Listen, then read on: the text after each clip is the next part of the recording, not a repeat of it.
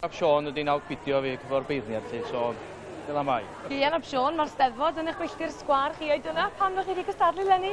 Wel, o'n i'n meddwl bod fi'n passionate i ddeud y gwir, de? Na. Ac ar i rhywbeth dweud, o rai chi drio, so dwi'n falch bod fi wedi cael llwyfan beth bynnag, de? Sut wnaethoch chi fwynhau'r perfformiad? Gorau fedrwn ni'n neud. Ie, dyna'r gorau fedrwn ni'n neud. A dych chi'ch tri di dewis yr un darna fynd o? Do.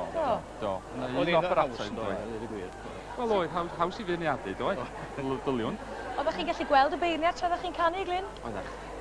Do'n ni'n edrych arnyn nhw chwaith. Oeddech chi'n mynd gweld oedden nhw'n gwenu o'i beidio? Na, do. Dych chi di ennill ar y bas yn dod yn y gorffennol? Do.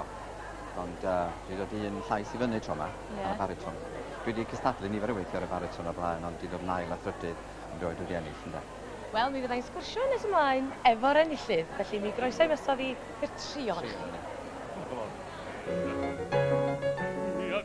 Yn ôl y beirniad, doedd na ddim ond un Elias ar y llwyfan heddiw, Ieuan ab Sion.